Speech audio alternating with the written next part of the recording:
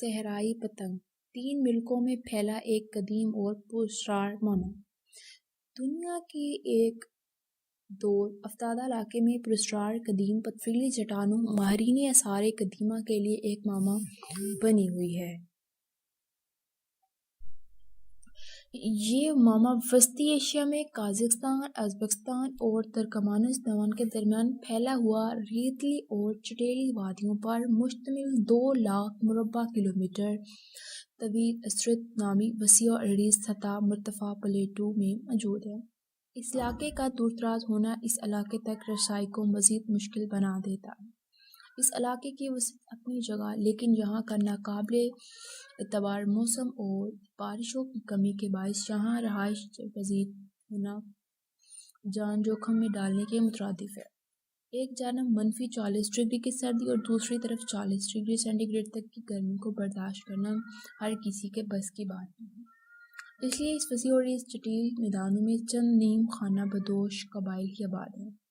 لیکن جب دیکھنے والوں کی نظر یہاں پر موجود ان ہزار پراسرار پتھریلی چوٹیوں پر پڑ جاتی ہے، جو جگہ جگہ کسی قدیم قلعے کی فصیل کی مانند سر اٹھائے کھڑی ہے، تو ایک بار یہ سوچنے پر مجبور کر دیتی ہے کہ کسی گزرے زمانے میں یہاں تمام نامزد حالات کے باوجود کوئی قوم مقیم تھی جو انہیں ایک ایسی پہیلی کی شکل میں چھوڑ گئی جسے سلجھانا ماہرین آثار قدیمہ کے لیے بھی آسان نہیں تھا۔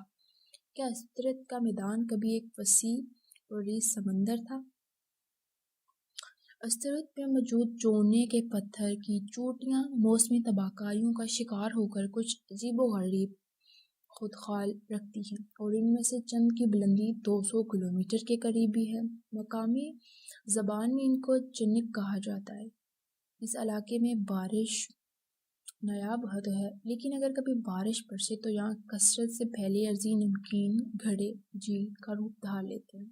اس علاقے کے بارے میں کہا جاتا ہے کہ 21 ملین سال قبل یہ ایک ایسے سمندر کا حصہ تھا جس کا نام ٹیتھس بتایا گیا، اور خیال ہے کہ اس سمندر نے وقت کے ساتھ بحر اسود، ارال سمندر اور بحیرہ قزوقن کو جنم دیا۔ کیا کبھی ماضی میں یہ خشک اور پتھریلی چٹانوں سے مزین میدان کا ایک بڑا سمندر تھا؟ یہاں کی نمک سے اٹی سفید رنگت کی ڈھلوانوں میں پتھر ہو جانے والے شارک کے دانوں سمیت ایسے شواہد موجود ہیں جو اس بات کی نشاندہی کرتے ہیں کہ اس خشک میدان میں کبھی سمندری نباتات اور حیاتیات کا ڈیرا تھا۔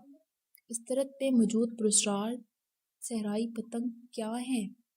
اس علاقے کے کونوں پر مٹی کے پتھروں کا ایک ایسا سلسلہ موجود ہے جنہیں صحرائی پتنگ کہا جاتا ہے۔ یہ نام ان برطانوی اور فرانسیسی پائلٹوں کا دیا ہوا ہے جنہوں نے سن 1920 میں پہلی بار ہوا میں اڑتے ہوئے اس علاقے میں ان پتھروں کو دیکھا جو لمبی تیر نما شکلوں میں سے 2 سے 3 لائنوں میں مرتب ہو کر ایک بند گول گھڑے میں ختم ہو جاتے۔ گزشتہ 35 سال سے یہ صحرائی پتنگ نما پتھر ماہرین آثار قدیمہ کی توجہ کا مرکز بنے ہوئے ہیں۔ ایک فرانسیسی ریسرچ پروجیکٹ عالمی پتنگ کے مطابق یہ نمونے صرف استرت میں ہی نہیں پائے جاتے، بلکہ ایسے ہی پراسرار پتھریلے سلسلے سعودی عرب، یمن اور آرمینیا میں بھی موجود ہیں۔ اس ریسرچ کے مطابق دنیا بھر میں ایسے تقریباً 5800 سلسلے گزر چکے ہیں۔ صحرائی پتنگ سے متعلق ماہرین آثار قدیمہ کا کیا خیال ہے؟ چند ماہرین کا کہنا ہے کہ یہ سلسلے پراسرار نہیں، لیکن یہ کسی اور نے کیوں بنائے؟ اس سوال پر ایک سے زیادہ رائے موجود ہیں۔ کچھ ماہرین کے مطابق یہ قدیم زمانے کے باسیوں کی رہائش گاہ ہیں، جبکہ کچھ کا خیال ہے کہ ان کو جانوروں کے لیے بنایا گیا تھا۔ ایک رائے یہ بھی ہے کہ شاید یہ عبادت گاہیں تھیں۔ استرت میں پائے جانے والے ان سلسلوں کو روسی ماہر آثار قدیمہ سرگیو ٹولسٹوی نے سن 1952 میں دریافت کیا تھا، جو ماہر نسلیات بھی تھے۔ ریڈیو کاربن طریقے سے یہ اندازہ لگایا گیا کہ یہ کم از کم 2000 سال پرانے ہیں، اور ماہرین کا ماننا ہے کہ ان میں سے چند کو 20ویں صدی تک بطور شکارگاہ استعمال کیا جاتا رہا۔ جس نظریے کو فی زمانہ سب سے زیادہ وزن دیا جاتا وہ یہ ہے کہ یہ سلسلے وسطی ایشیا میں پائے جانے والے اس نایاب ہرن کی شکارگاہیں تھیں جو موسمی ہجرت کے دوران اس علاقے میں کثرت سے گزرتے تھے۔ تحقیق کاروں کے مطابق یہاں رہائش پذیر خانہ بدوشوں کی آباء اجداد ہرنوں کو مخصوص شکل کے پتھریلے سلسلے کی طرف انہیں آرام سے قید کر لیتے تھے اور پھر ضرورت کے تحت جب انہیں چاہیں خوراک کے لیے استعمال کر لیتے۔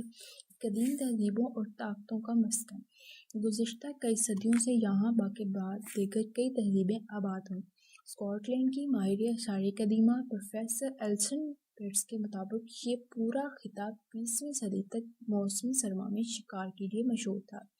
امور دریا کا ڈیلٹا یہاں بسنے والے قبائل اور تہذیبوں کے کام آتا رہا۔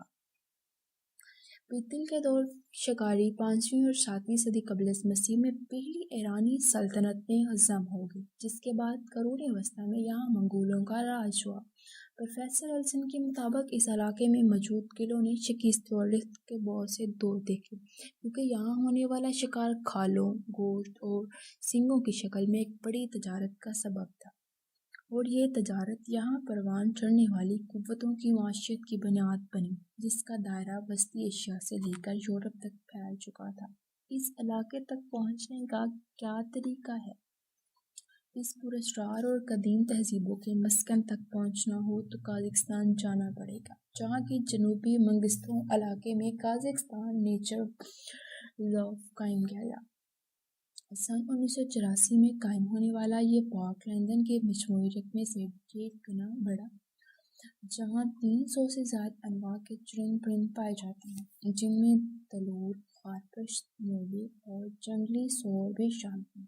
لیکن اس پہاڑ کا سب سے بڑا قیمتی سرمایہ ایک فعال ایرانی تیندوا ہوا، جسے پہلی بار سن 2018 میں دیکھا گیا۔ اب اس علاقے کے علاوہ پورے قازقستان میں اس نسل کے صرف 2 تیندوے پائے جاتے ہیں۔ سائنسدانوں اور ماہرین کی کوشش ہے کہ قازقستان کے اس نیچر ریزرو کو ازبکستان اور ترکمانستان تک بھی پھیلایا جائے۔ عالمی پتنگ نامی ریسرچ پروجیکٹ کے سربراہ ڈاکٹر ریمی کا تعلق فرانس سے ہے۔ ان کا ماننا ہے کہ ان کے پراسرار شکار گاہوں کو بنانے والوں کو ماحولیاتی آگاہ کاری اور سماجی تعاون درکار تھا۔ ان کے مطابق اس علاقے کو محفوظ بنانے سے اس بات کو سمجھانے میں مدد ملے گی کہ ہم سے پہلے لوگوں نے موسم اور ماحولیات کو کیسے استعمال کیا۔